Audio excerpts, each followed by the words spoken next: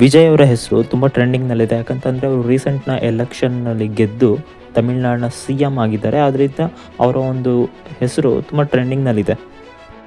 ಆದರೆ ಅವರ ಜೊತೆಗೇ ನಟಿ ತ್ರಿಷಾ ಅವರ ಹೆಸರು ಕೂಡ ತುಂಬ ಟ್ರೆಂಡಿಂಗ್ನಲ್ಲಿದೆ.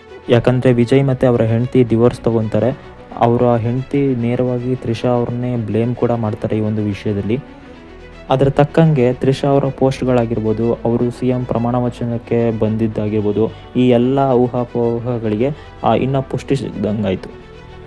ಸೊ ಈಗ ಎಲೆಕ್ಷನ್ ಮುಗೀತು, ಎಲ್ಲ ಆಗೋಯ್ತು, ಮತ್ತೆ ಯಾಕೆ ತ್ರಿಷಾ ಹೆಸರು ಟ್ರೆಂಡಿಂಗಿಗೆ ಬಂದಿದೆ ಅಂತಂದರೆ, ನಿಮಗಿವಾಗ ತಮಿಳ್ನಾಡಿನ ಎಲೆಕ್ಷನ್ ಬಗ್ಗೆ ಸ್ವಲ್ಪನಾದರೂ ಐಡಿಯಾ ಇರುತ್ತೆ. ಅದೇನು ಅಂತಂದರೆ ಟಿ ವಿ ಕೆ ಪಕ್ಷ, ವಿಜಯ್ ಅವರ ಪಕ್ಷ ಗೆದ್ದು ಅವರು ಅಧಿಕಾರದಲ್ಲಿದ್ದಾರೆ. ಡಿ ಎಂ ಕೆ ಪಕ್ಷ, ಸ್ಟಾಲಿನ್ ಮತ್ತು ಅವರ ಮಗ ಉದಯನಿಧಿ ಸ್ಟಾಲಿನ್ ಅವರ ಒಂದು ಪಕ್ಷ ಸೋತು ಅವರು ವಿರೋಧ ಪಕ್ಷದಲ್ಲಿದೆ.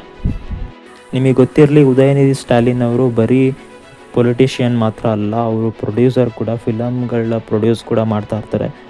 ಆದರೆ ಇಲ್ಲಿ ವಿಷಯ ಏನು ಅಂತಂದರೆ, ಉದಯನಿಧಿ ಸ್ಟಾಲಿನ್ ಅವರ ನೆಕ್ಸ್ಟ್ ಪ್ರಾಜೆಕ್ಟ್ ಅಂದರೆ ನೆಕ್ಸ್ಟ್ ಫಿಲಮ್ನ ಹೀರೋಯಿನ್ ಆಫರು ತ್ರಿಷಾ ಅವ್ರಿಗೆ ಕೊಟ್ಟಿದ್ದಾರೆ.